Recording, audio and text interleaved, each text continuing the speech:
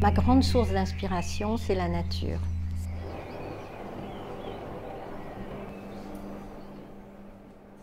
Mais la nature dans son énergie, dans le mystère de son énergie.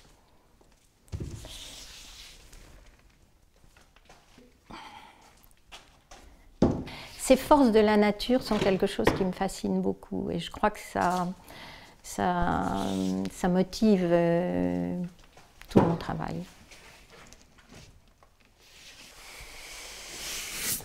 Je ne cherche pas à décrire, je ne cherche pas à définir, à cerner les formes des éléments de la nature. Je crois qu'on cherche toujours à aller derrière ce que l'on voit pour essayer d'extraire quelque chose de plus essentiel. Et voilà, c'est ma démarche, je crois. J'aime énormément ces passages-là qui sont vibrants d'énergie. Et j'aurais pas envie d'y toucher, comme là, je n'ai pas envie d'y toucher aussi. Enfin, moi, je me sens dans la nature, dans cette partie-là. Je ne sais pas toujours ce que j'ai à dire, mais quelquefois, ce qui est intéressant d'ailleurs, c'est que la peinture m'amène à comprendre aussi ce que j'ai à dire et à aller plus loin. Cette partie-là, celle-là me plaît bien, le passage est beau, il nous amène quelque part, mais pour l'instant, il n'y a pas grand-chose dans ce quelque part. Donc je voudrais l'habiter, je voudrais lui donner de la profondeur, de l'espace. Je vais travailler là-dessus ce matin, toute la journée même.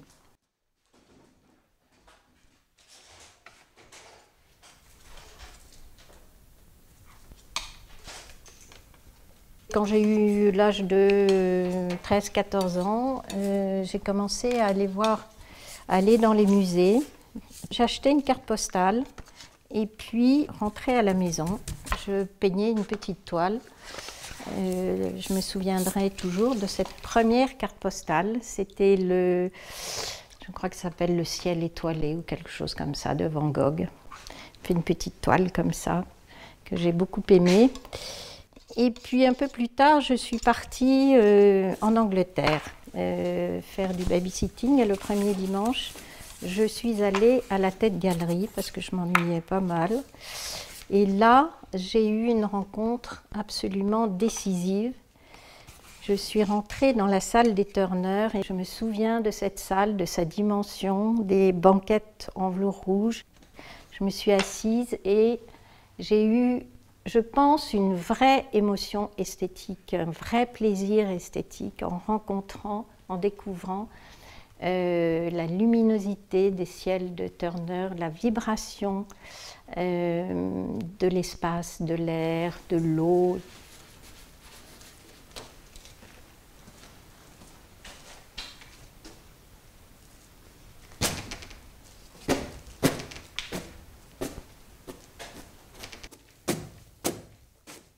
J'aime les grands formats parce que c'est le corps qui s'exprime. On n'est pas bridé. Le geste peut être large, ample, il peut se déployer à la mesure de ce qu'on essaie de dire. Mais il peut être aussi de grande force, mais très court dans son déroulé. Il est, comme le disent les Chinois, il part du souffle, il part du diaphragme, du souffle qui se transmet à l'épaule, au coude, au poignet, à la main, au pinceau, et ça n'est qu'une harmonie. Si le geste est entravé, la ligne ne sera pas belle et l'expression de la ligne ne sera pas intéressante. Le geste, en fait, il part avant de toucher la toile et il continue après. Il n'a pas de limite et c'est là où il est le plus expressif, le plus fort. Et la matière, peu importe. La matière, elle suit. On voit bien là que ce sont quelques petites taches de peinture, il n'y a pas grand-chose sur le pinceau, mais il peut être lourd de matière, comme ici où il y a du sable, et où ça permet d'ailleurs à la matière, ensuite, une fois qu'elle est posée par le geste, elle peut couler, elle peut tomber, elle prend sa vie, elle aussi. Et ça se met en place tout naturellement. Alors c'est un peu compliqué quand même parce que il n'y a pas que le geste, il y a la composition, on a aussi à vouloir équilibrer certaines masses de couleurs, etc. Donc d'un côté, il y a des contraintes et de l'autre côté, ce désir de liberté du geste. Voilà, le jeu de la peinture.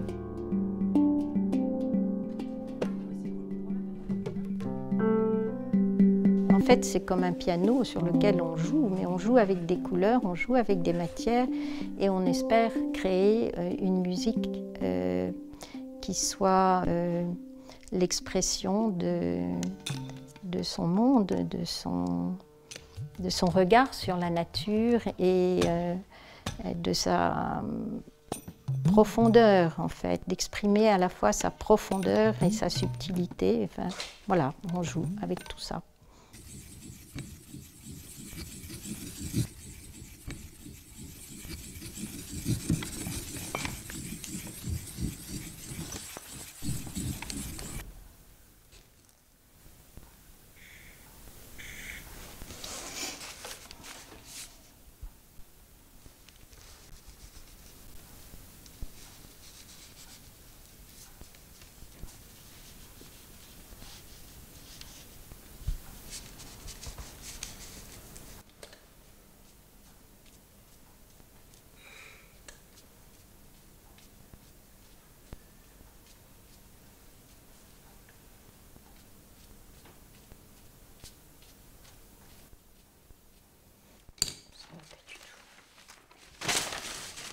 Ce sont des premiers coups de pinceau qui sont venus sans toute la préparation nécessaire pour se mettre dans l'état de découvrir l'encre et de peindre à l'encre.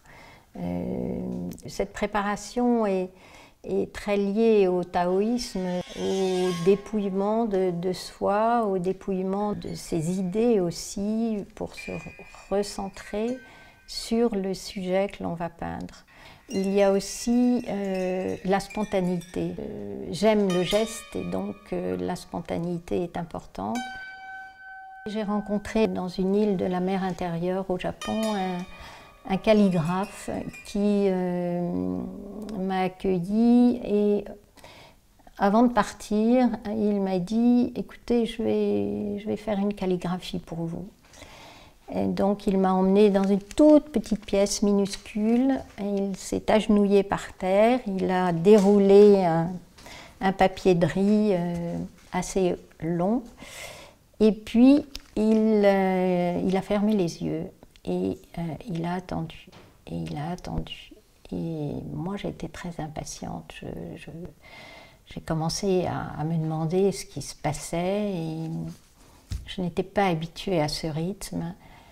Et puis tout d'un coup, il s'est légèrement soulevé du coussin, il a pris son pinceau, il l'a trempé dans l'encre et en quelques secondes, sa calligraphie est partie.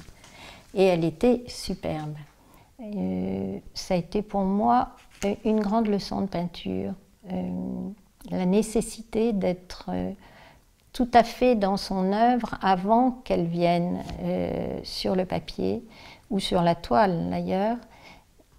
Voilà, une très belle émotion esthétique en même temps que cette leçon fondamentale. Je ne l'oublierai jamais et elle m'habite encore.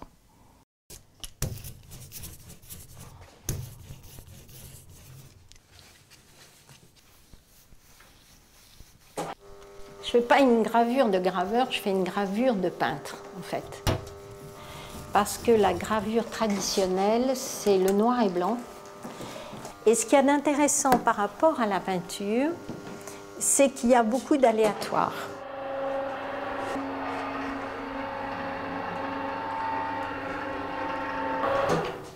Là, ça c'est un poème de Baudelaire, L'homme et la mer, et c'est la première strophe.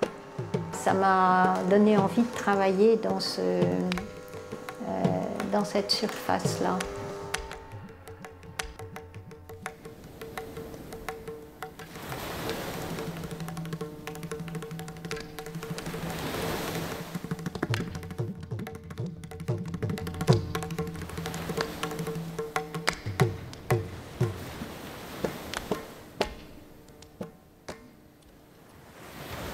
Pour moi, un tableau est terminé quand il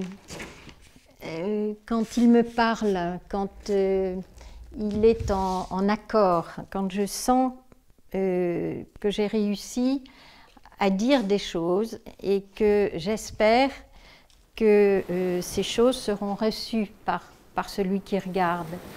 La peinture, c'est un engagement qui vous prend et qui ne vous lâche pas. Et j'aurais besoin de 3 vies, en fait. Une pour la peinture qui est déjà bien avancée, une pour la gravure et une pour l'encre. Voilà, peut-être que quand j'aurai réalisé ces 3 formes d'expression, quand je les aurai avancées le plus loin possible, je me dirais que j'aurais peut-être, je serais arrivée à embrasser les mouvements de la vie.